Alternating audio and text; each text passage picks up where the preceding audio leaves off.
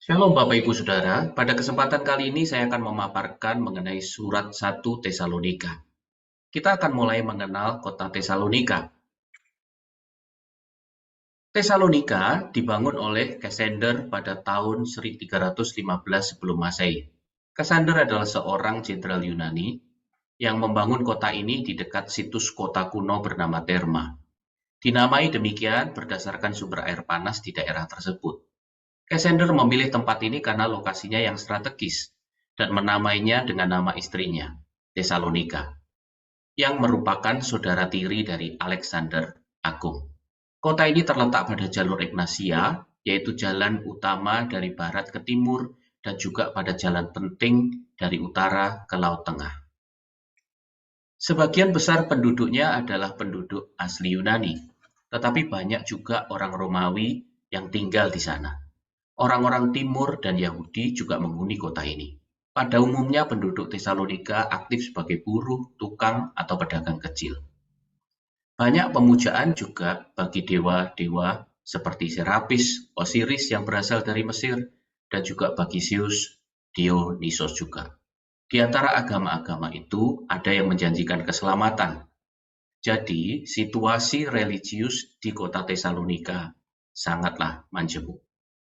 Sampai hari ini, kalau kita melihat di slide, ada beberapa peninggalan sejarah yang kita bisa temukan di kota Tesalonika, atau yang hari ini kita kenal dengan nama Tesaloniki.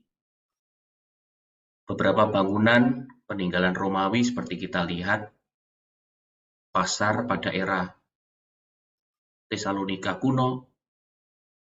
Demikian juga kita bisa melihat salah satu gereja tertua di Tesalonika, Rotunda Galerius. Dan di sana juga kita bisa melihat sebuah distrik Lada Dika, yang dulunya adalah salah satu pusat konsentrasi penduduk Yahudi di Tesalonika. Bagian berikutnya, saya akan memaparkan mengenai Paulus dan jemaat di Tesalonika. Kita tidak hanya mempunyai kedua surat Tesalonika sebagai sumber, tetapi juga kitab kisah para rasul. Surat Tesalonika disusun sekitar tahun 50, sedangkan kisah rasul disusun kemudian sekitar tahun 85 sampai 90.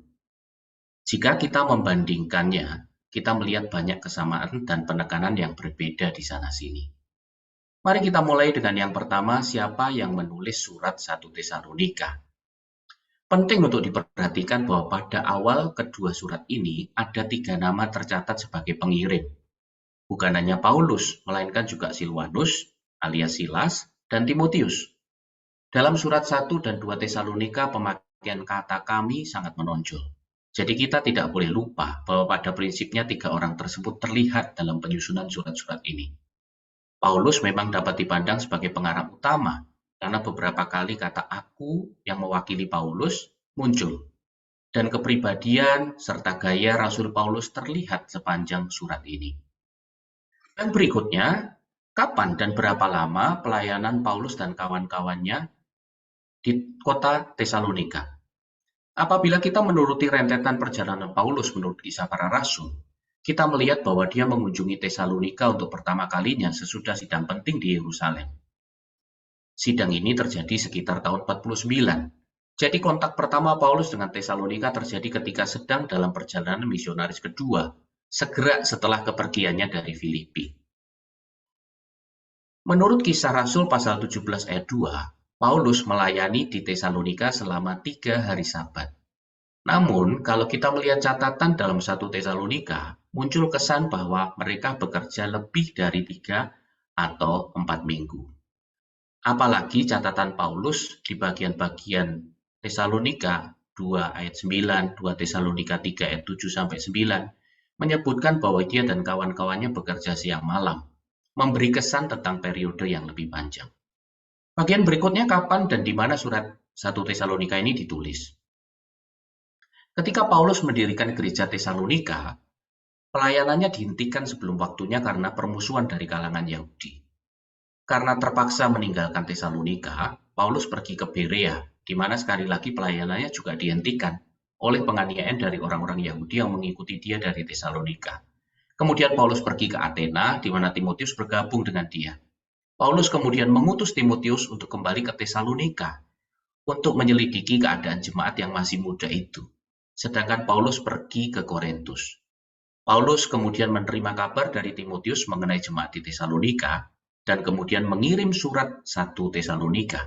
Jadi dapat disimpulkan bahwa surat 1 Tesalonika ini ditulis pada waktu Paulus ada di Korintus. Lalu apa tujuan penulisan dari surat 1 Tesalonika?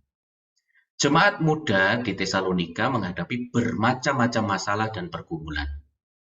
Tentu bukan hal yang mudah bagi jemaat yang masih muda secara rohani seperti Tesalonika. Paulus dan teman-temannya menghibur jemaat muda itu untuk menghadapi pergumulan. Paulus juga menganjurkan kepada jemaat untuk menghibur seorang dengan yang lainnya. Pada zaman Paulus, di dalam isi surat penghiburan pada umumnya juga dikemukakan nasihat-nasihat. Secara khusus, Roh Kudus memimpin Paulus untuk menulis surat yang terilhami ini untuk memenuhi beberapa kebutuhan di Tesalonika. Dia mendorong anak-anaknya di dalam iman untuk bertahan. Dia juga membantah tuduhan-tuduhan palsu yang dibuat oleh musuh-musuh Injil di wilayah setempat, di mana para misionaris dituduh berkhotbah untuk menebalkan dompet mereka dan mendapatkan keuntungan pribadi-pribadi yang lainnya. Dan Paulus juga menggunakan surat ini untuk mengkoreksi beberapa kesalahan yang muncul dalam gereja. Misalnya tentang kecenderungan, kemalasan moral, kecenderungan untuk tidak menghormati pemimpin-pemimpin spiritual, dan seterusnya. Paulus juga memberikan jawaban mengenai apa yang akan terjadi pada orang Kristen yang akan mati sebelum kedatangan Tuhan kembali yang kedua kali. Garis besar surat ini seperti yang saya boleh paparkan dalam slide. Kita bisa melihat ada 4 bagian besar. Yang pertama, salam. Yang kedua, ucapan syukur dan dorongan semangat. Yang ketiga, nasihat untuk hidup sesuai kehendak Allah. Dan bagian yang keempat adalah doa berkat dan salam penutup. Saya akan mencoba memaparkan bagian per bagian ini dalam komentar mengenai 1 Tesalonika. Mari kita mulai dari bagian yang pertama, yaitu salam. Surat ini dimulai dengan pembukaan. Paulus memulai suratnya menurut kebiasaan zaman itu, dengan mencatat pengirim atau penulisnya. Tadi kita sudah sempat bahas 3 nama yang disebut sebagai penyusun dan pengirim surat ini. Surat 1 Tesalonika ini jelas ditulis oleh Paulus, tetapi juga atas nama Silvanus atau Silas dan Timotius. Dan bagian yang kedua, Paulus juga menulis tentang kepada siapa surat ini dialamatkan. Paulus mengalamatkan suratnya kepada jemaat, dalam bahasa Yunani-nya Eklesia, orang-orang Tesalonika. Apa dasar penyebutan mereka sebagai jemaat? Adalah karena penerimaan mereka terhadap firman Allah tentang anugerah Allah yang Paulus beritakan. Dan bagian yang ketiga yang disebutkan oleh Paulus di sini adalah sapaan formal. Paulus mencatat satu berkat bagi mereka, kasih karunia dan damai sejahtera menyertai kamu. Kemudian bagian yang kedua, kitab 1 Tesalonika dimulai dari pasal yang pertama ayat yang kedua sampai yang ketiga, yang kedua sampai pasal 3 ayat yang ke-13. Bagian ini penuh dengan ucapan syukur, sekaligus dorongan semangat kepada jemaat yang mengalami tekanan sosial, serta ungkapan duka cita atas warga jemaat yang meninggal. Bagian ini dapat dibagi seperti berikut. 1 Tesalonika pasal yang pertama ayat yang kedua sampai 10 berisi ucapan syukur karena adanya iman, kasih, dan pengharapan pada jemaat. Syukur mewarnai sebagian besar surat ini sebab Paulus menerima kabar positif tentang jemaat ini melalui Timotius. Jemaat Tesalonika meninggalkan semua ilah, berbalik untuk melayani satu-satunya Allah yang hidup dan sanggup memberikan keselamatan kekal.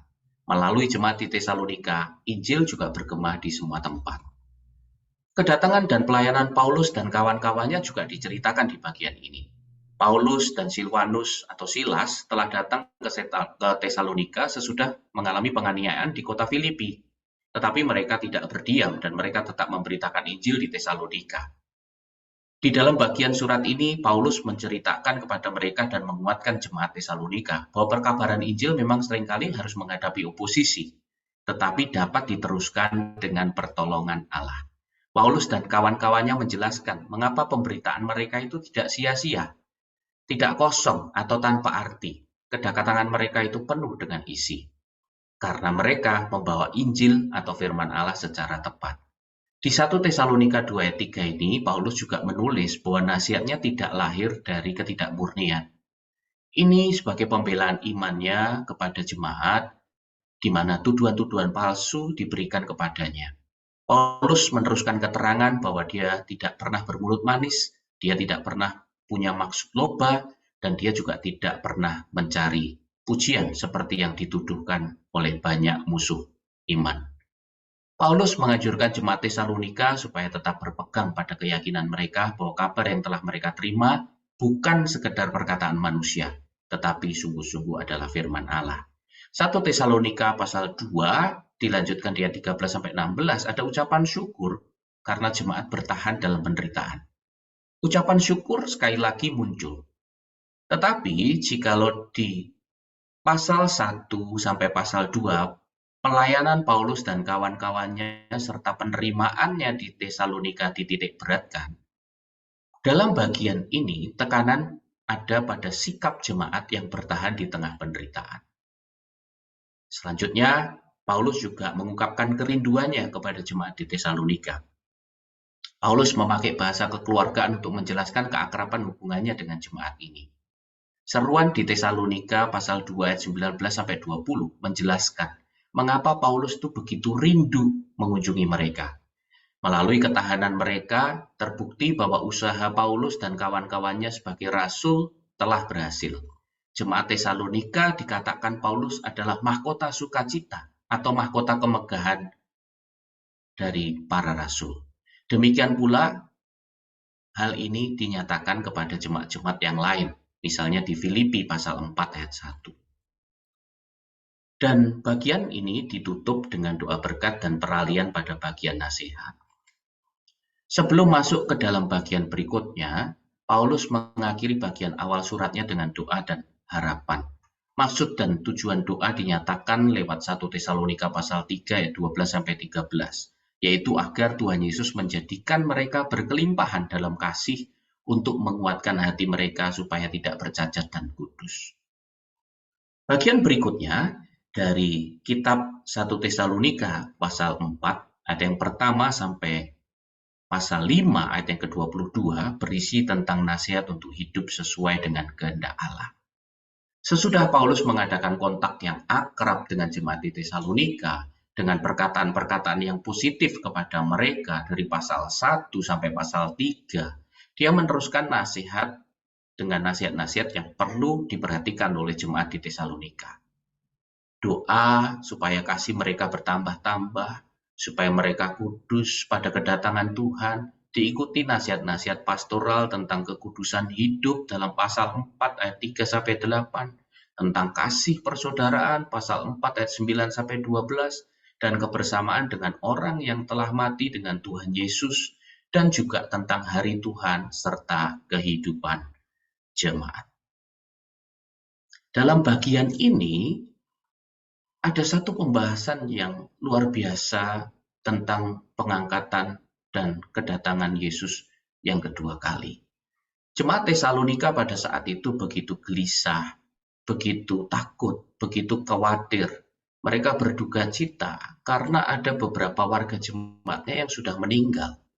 Maka ada satu kekhawatiran dan pertanyaan, apakah mereka akan mengalami kedatangan atau dalam bahasa aslinya disebutkan parousia dari Tuhan Yesus? Apakah hanya orang yang hidup yang akan mengalaminya? Jemaat ini hidup dalam pengharapan akan kedatangan Tuhan Yesus dalam waktu dekat. Maka tidak heran kekhawatiran ini terjadi. Dan oleh karena kekhawatiran mereka ini, Paulus menghibur mereka. Paulus mengingatkan mereka bahwa berduka cita boleh, tetapi anjuran Paulus jangan berduka cita seperti orang yang tidak punya harapan. Lalu apa dasar pengharapan itu? Adalah kepercayaan bahwa Yesus itu sudah mati dan bangkit. Sehingga kita yang seharusnya binasa itu memperoleh kehidupan yang kekal. Mereka yang mati dalam Kristus akan bangkit. Kemudian mereka yang masih hidup akan diangkat. Dengan demikian, mereka bersama-sama akan menyongsong kedatangan Tuhan di di angkasa. Angkasa di sini berarti tempat di antara surga dan bumi, di mana jemaat Kristus akan bertemu dengan Tuhan Yesus. Demikianlah kita akan selama-lamanya bersama dengan Tuhan. Inilah yang menjadi kesimpulan dan penghiburan Paulus dalam nasihatnya kepada jemaat di kitab 1 Tesalonika. Dan bagian yang terakhir adalah bagian di mana doa berkat dan salam penutup diberikan. Di bagian penutup, Paulus memakai perkataan yang juga tercatat pada awal suratnya, kasih karunia dan damai sejahtera. Saudara bisa membandingkan dari pasal 1 ayat yang pertama dan pasal yang kelima ayat 23 dan 28. Doa Paulus adalah supaya Allah menguduskan jemaat Tesalonika seluruhnya. Pengudusan manusia merupakan panggilan kita dan sekaligus dianugerahkan Allah. Allah yang memanggil adalah setia. Dialah yang akan memenuhi serta menyelesaikan karyanya pada kita dan bagi kita. Itulah yang disampaikan di pasal 5 ayat yang ke-24. Ketiga pemberita Injil itu, Paulus, Silvanus, maupun Timotius, juga menyampaikan permohonannya untuk didoakan, supaya mereka tetap setia, kuat dalam pelayanannya sebagai pemberita kabar baik. Salam dengan cium kudus dalam bahasa Yunani adalah rumusan tetap Paulus dalam nas-nas lainnya. Cium yang kudus adalah kebiasaan khas Kristen dalam jemaat mula-mula yang diberikan pada tangan, dahi, atau bahu. Disebut kudus karena diberikan dalam persekutuan dengan Kristus atau Roh Kudus. Ini menekankan sifat kekeluargaan dalam jemaat. Paulus selanjutnya menekankan bahwa surat ini harus dibacakan kepada semua saudara-saudari. Hal ini bahkan ditekankan Paulus dengan mencatat, demi nama Tuhan, aku minta dengan sangat. Paulus menekankan pentingnya surat ini bagi seluruh jemaat, tanpa membedakan pengetahuan, status sosial, dan lainnya. Berita dari surat ini harus diberitakan. Paulus memulai dan mengakhiri suratnya dengan mengacu pada anugerah Allah. Anugerah inilah yang menguasai seluruh suratnya dan karyanya. Demikian pemaparan saya mengenai surat 1 Tesalonika.